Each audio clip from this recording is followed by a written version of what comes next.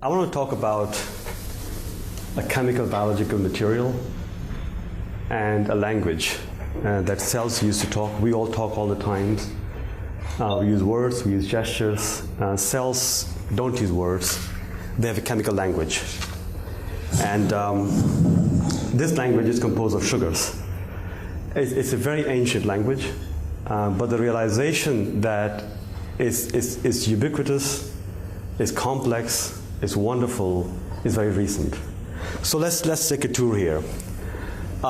This is the landscape of a cell. We have trillions of cells in our body. Every organism has lots of cells. This is not a lunar or extraterrestrial landscape. It's within our body. And in the center, what you see, those round structures, are the nucleus, where our genes, our DNA is stored. And around it, all of these little things going around, that's the chemical biological highway, where every time protein is made, sugars are made, lipids are made, they are traveling really fast. And then all the way around this great wall of China is the wall of the cell, or the membrane of the cell, that defines the cell's boundary. That tells the cell, this is me, now from beyond is somebody else. And I think to distinguish between myself and somebody else is where cells use a chemical language, right? Now all these trillions of cells come together and we make millions of life forms. And that's shown here. We have anything from unicellular organisms to blue whales and large animals. Now there's a field called genomics, which is focused on studying the DNA, RNA, and the genes, and these guys will tell you that we have it all solved already. But that's not quite as simple as that. The human genome started in the last century, in the 90s, and initially when I was a young postdoc, I was told that there were 100,000 genes in human beings. Every few years it came down, it shows here 30,000 now. Every couple of years it came down that we had 80,000, 60,000, 40,000. Now it's about 20,000 genes. Now the realization that we only had 20,000 genes was quite a blow to our ego, because we thought that we are the smartest, sharpest, most evolved being on this planet. How can we have a very small genome? And the simplistic way of looking at the way would be, people think that if you understand your genome, you understand the human being. But again, life is not that simple. So where the blow came from is the fact that if you look at yeast in the bottom number 2 here, it has about 6,300 genes. Fly has 13,000, we have about 20,000. In fact, sea urchins and onions have more genes than we do. So what became challenging is that we can't define ourselves and our complexity and of any other organism just based on the number of genes that we have. That life has to have a lot more complexity, chemical languages, to show the diversity that we see. So these are the two basic molecules that people have studied for centuries. One is the DNA on my right-hand side, and another one is the protein. Now the interesting thing about these is they are always linear. They go from forward to backward, backward to forward. In chemical language, it will be called 5' to 3', 3' to 5', or for proteins, it's amine to carboxy terminal, but you don't have to know that. But they are just linear, and they are also synthesized based on molds. So DNA is a mold for RNA, which is a mold for protein, so that you can track the information back and forth. Now, this was fine, perhaps, until a certain level of evolutionary complexity, but then life wanted to become multicellular. And then there was a need for another chemical molecule, and the carbohydrates came into play. The carbohydrates were there before as well, but they were playing more structural roles. But when life became complex, they started playing more informational, communication roles. The interesting thing about carbohydrates is that it isn't just about sugar that we eat. They are many different forms, and they have lots of functions. The interesting thing about them is that they are not linear. They can be linear, but they are branched. And I think by adding a branched structure, biology adds a different dimension of communication. It's almost like a language, and you add a different dialect to it, and you can talk differently. Right, so this is what we call a 6-carbon sugar. This is glucose, galactose, and mannose. But the interesting thing is that there's a very slight difference of how the chemicals are arranged. And just by those small differences, one can be sweet, one can be bitter, one can be harmless, one can be toxic. So that's where the diversity of chemicals comes into life, that they're much more advanced than just the DNA and the proteins. Now, I was thinking about how to compare, how to show the chemical diversity evolution in a simpler way, and I look at the Swiss knives here. So in the last 50 years or so, as long as they've been around, you see that initially you got Swiss knife, which was very simple, just had 2 small knives in it, and then now you can get gazillion little widgets in it, and you can do everything that you have to carry a suitcase. So what we have here is that the backbone of the Swiss knife is the same. But every time an appendage is added, it gives a different functionality, a different dimension of activity. So you could say, well, you have the same backbone, but every Swiss knife is a new device, has a new function to it. And it's the same thing in biology, that you have the same protein, for example, right? You can look at your antibody, you can look at any other protein. It's the same protein in evolutionary function, made of the same DNA. But if you have it in bacteria, it will perhaps do 1 function or 2 functions. But when you take it to yeast cells, it has some sugars attached to it. When you take it to plants and insects, it has some more sugars attached to it. If you take it to human beings, it has lots of sugars attached to it. Now, every different sugar form gives it a different function and different structure. So now if you think about our genome having only 20,000 genes, but by all these modifications you can create 20 million different functional forms. So you don't really need that big a genome. What you need is several modifications that can quickly come and go, right? So it's a very adaptive system. So nature, which is very smart, rather than going back and creating a new version of DNA, a new version of protein, said, okay, I'll just attach a sugar here, sugar there, and give it a completely different property.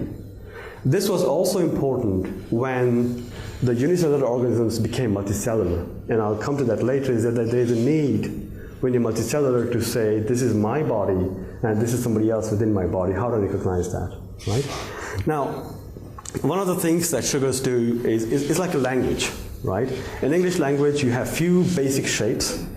They come together and you have the whole alphabet, and from alphabet you can write words, you can write stories and whatever you want to do.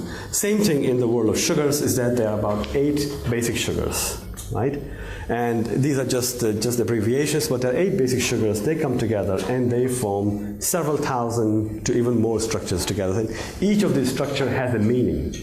Each of these structures can attach to a protein and change the nature and the function of the protein, or the lipids as well. Now, talking about the materials, I was saying that it's not just a language, it's also a material form. It's fascinating that I've just given you one example here. This is just a glucose polymer. Glucose is a very simple sugar. This polymer, as I said, it's just linear polymer. It's not even branched. It's just linear polymer. But the beauty is that the way the sugars are attached, if you look at these structures, the only difference here is the way these sugars are attached. There's a linkage like this, which let's call it alpha linkage. If glucose is attached like that, that's how we store the sugars. It's called amylose. It's soluble, no problem, right? But if you flip the linkage and make it what we call beta linkage, it becomes cellulose. That's how plants store their sugars, and that's how plants are also made. Now, just imagine, like we can't digest cellulose. If only we could digest it, you'd solve the world's hunger problem, right? So it's all the chemical, I guess, intricacies, the beauty of the complexity that sugars have come about to do that.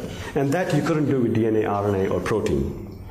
The bottom one here is the fungal cell walls, which is a combination of both the human type or animal type and the plant type.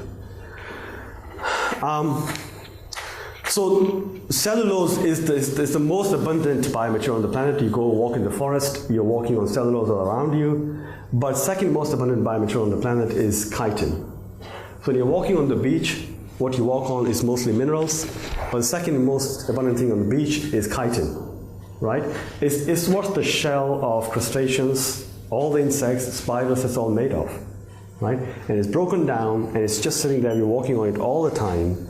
And then what scientists do is that they further break it down, and they make something called chitosan, which is used in food industry, in biomedical industry, in flavoring industry. It's used everywhere, right? Another example, if you're walking on the Irish beach, what you may come across is carrageenan, and I think some of you know about that. The carrageenan has these polysaccharides that have medicinal properties, but also it's just a simple polymer of a sugar. And again, it has many applications. When you eat ice cream, you're eating carrageenan there. Now, coming back to the animals, not just animals, every living cell on this planet is covered with sugars. And this was quite a striking image taken in late 60s or early 70s. It's a blood cell, and the black band around it, the black band around it is a sugar, it's called glycocalyx. Now just imagine, a second cell wants to come and talk to it, it has to talk to this black stuff there, the black band. So I look at it as a very complex Velcro, right? It's a biological Velcro. And it helps cells talk to each other and identify each other. So there are a couple of cartoons here. This cartoon, the red structures here that are sticking out are the sugars on the cell. And these sugars, as I said, they change all the time. And they change the property of the cells as well. The one on the other side here is a cartoon of a cell in question is this one here. The sugars are these little red or pink balls. They help the cell to communicate with other cells, attach to the cells, avoid cells, identify cells, eat cells. The sugars also help in identification of viruses, and I'll show you some examples. Identification of bacteria, of pathogens, of toxins, proteins, and also a lot of drugs. So all the drugs, the antibody drugs that we take are all what we call glycoproteins. And the sugars are very important for their half-life and their activity in the body. So as I said, sugars are important in identifying me versus somebody else in terms of a cell, not as an individual. So this was an experiment done a long time ago where the scientists took two different species of sponges, a red sponge and a white sponge, and they ground them together. And as some of you know, sponges have the ability to regenerate, group together and make a new organism all the time. They have this ability, we don't have that. When the scientists ground them together, put them in a beaker, and what happened is that red became red after a while and white became white. And it's because they have specific sugars and sugar-binding proteins that identify each other.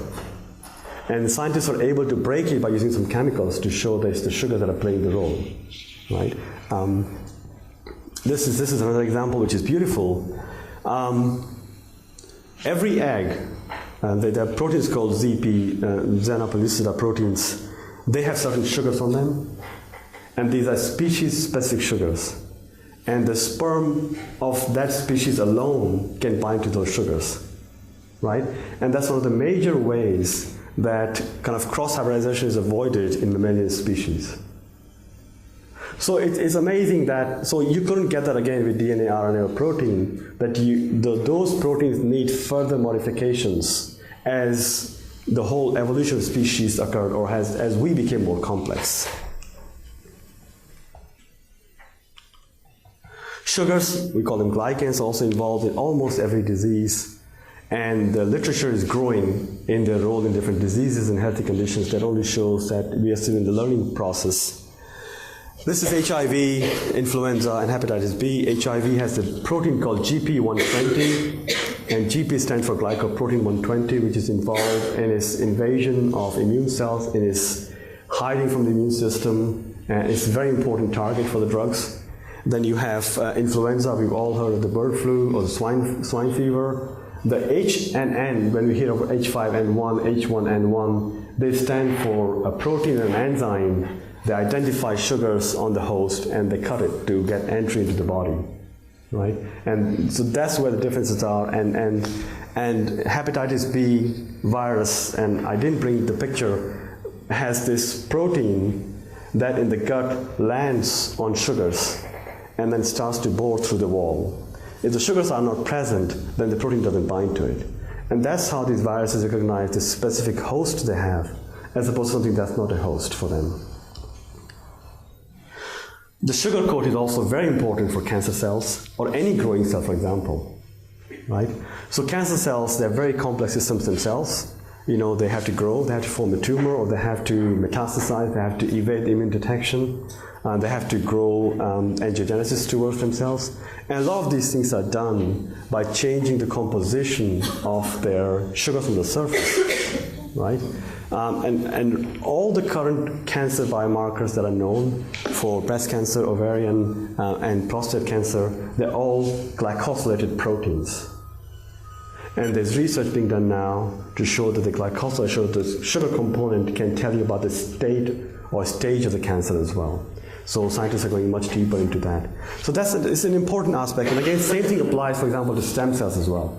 Stem cells have to know, am I going to become a neural cell? Am I going to become a heart cell? Am I going to become a cartilage cell? And the way they differentiate in different pathways is that they have these sugar signatures on them. So okay, you go this way, you go this way, you go that way. This is another interesting area in itself, is the gut, right? We all ignore it most of the time, but in the last 10 years it's become very important and hot field that our gut contains about 100 trillion bacteria, right? So we are not just an individual, we are a walking ecosystems. And the intestine has the densest ecosystem. There's several thousand bacteria every little spot in the gut. And most of these are friendly bacteria. They help us in our health. But some of these are not so friendly bacteria. But all that interaction is taking place because there are sugars either on the bacteria or on the host cell, and they try to match each other. I forgot to show this, that this is the electron micrograph of the intestine, and this fuzzy layer you see out here is the sugar sticking out from our body or animal's body, and the fuzzy layer outside the bug is the bug's sugars again. So they're talking to each other.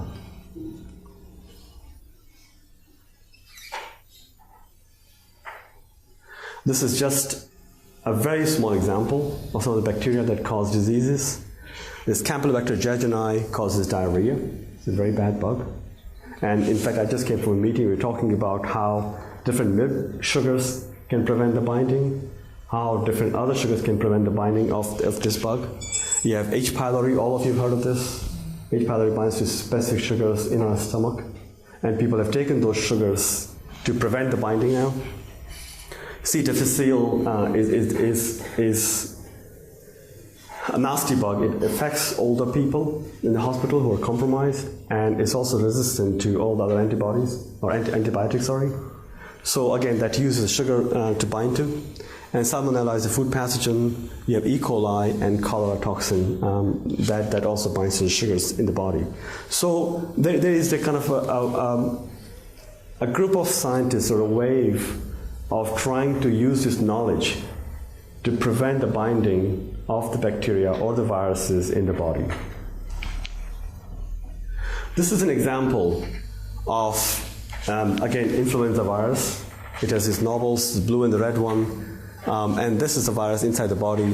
And there are two drugs out there, Relenza and Tamiflu, and they're both based on the structure of the sugar that this virus binds to. This is one example of how sugar is important and how sugar-based drugs are coming out now.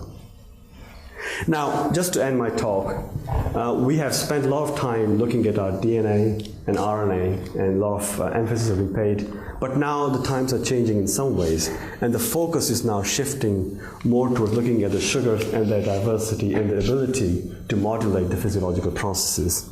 And I'd like to leave you here with this. It just shows that how the cells talk to each other. Thank you.